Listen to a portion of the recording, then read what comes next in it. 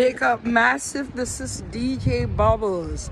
You done know it's a beautiful Saturday afternoon, and I just wanted to take you on a tour of where the Canadian government, specifically Ontario, where they would love to see Black people permanently live and die.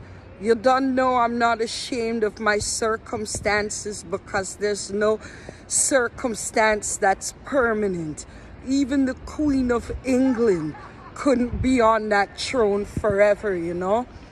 So I just wanted to show you a picture of how these people want you to live. I'm on Bleecker Street right now, you don't know. And this is the filth and conditions that people that live here have to live in, you know. I mean, kids play here. As you could see, there goes the playground. And this is the environment in which people's children have to live, because they can't afford living in market rent, you know.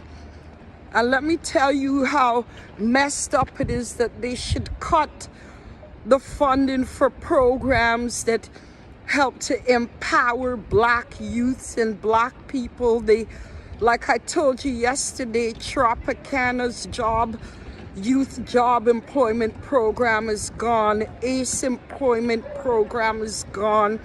Futures got cut a long time ago, you know. Look what people have to live in. And you expect that these kids are not going to think the only way out is by violence? Or, I mean, does the government really care about us? No, they want to keep us trapped here. If we could all live and die here on this dirty Bleecker Street forever, it's what they'll want to do. Behind me is the building where my son was shot, right behind me. And when the cops came, rather than doing their proper investigation, they took my bleeding son, bleeding from the gunshot wound. They took his phone to scour the phone to see if he could be implicated, although he was the victim right here at 375 Bleecker Street. You see, what it is that for people of my culture, my color, being a Black person, they fund these programs. And what's sad about it is that some of these programs are initiated by Black people just like you and me, but their intent is not to empower the community. Their intent is to pocket the money that they get and build up their life rather than try to build the community around them. I want to say the day that my son was gunned down right behind me, that it was at a back to school event.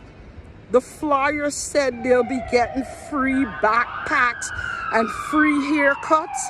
Could I tell you something? I didn't see no kids with no backpacks, no nothing. After the shots rang out, the organizer of the event packed up and took away himself and posted on Instagram that the event was a success. Go figure.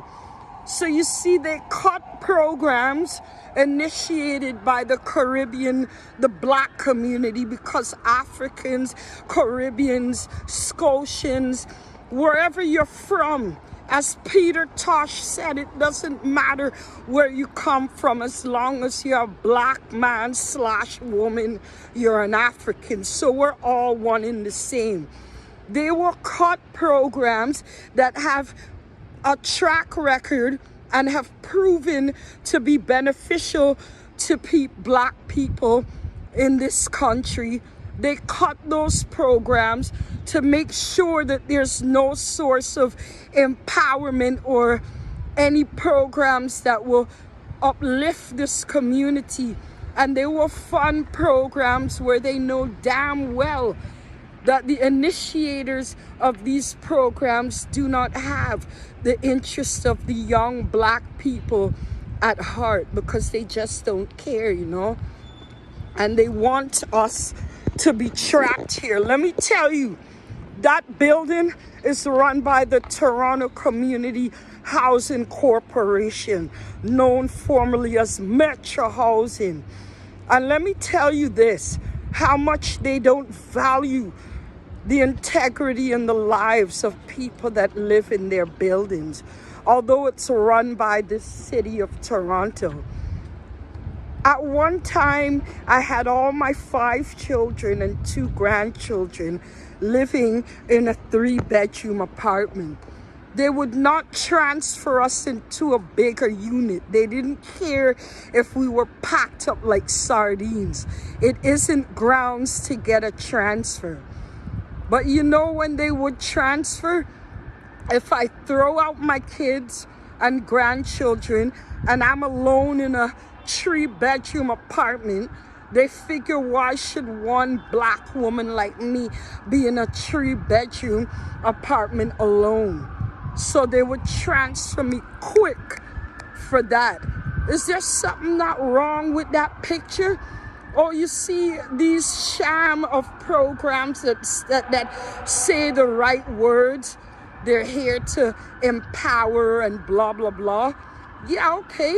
It may look like they want to increase empowerment and equality, but what's missing out of that sentence is equity. They don't make it attainable. They don't want it to be attainable.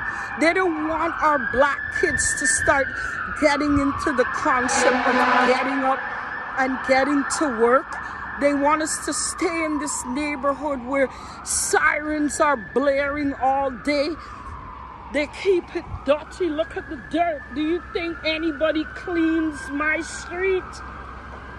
Look.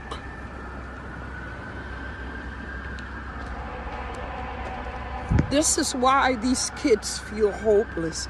And the adults too, because when you have to wake up and walk down the street every day with your children, and kids are walking through this mess every single day, and the government doesn't make it possible to fund the programs like the Tropicana Summer Job Youth Program, ACE Employment. They cut all these programs that will empower people and adults too. It's not just for the youth. ACE Employment had a great job program, job placement, where they give people the opportunity to work and fend for their own. They will cut those programs because you know what the bottom line is? They don't want people to get better. They don't want people to pack up and leave the street and this awful environment. Because after all, let's say if everybody got out of these buildings behind me, what would happen? The tenant coordinators would lose their jobs. The Ontario Works and Disability workers, they would lose their jobs too. And furthermore, especially for black people, it doesn't matter what anyone does. We're not responsible for the World Trade Center. Black people are responsible for the war in Israel and that Hamas war. We're not responsible, but you know what? Just because of the color of our skin, society will always deem us as nobody and less than human beings. The only way to get out of this is to fight, work, educate yourselves, and keep up with what's relevant and important. And I don't mean who's gonna be at the next dance or the dirty stinking Juno Awards. That don't matter. You need to stay empowered, even if it's through self-empowerment, and keep yourselves educated and work hard. You don't know at the end of that journey you'll get your reward. It's time black people stand up together. And if the government doesn't fund us, we could fund each other and start to love each other and stop letting these people sack us here to live and die.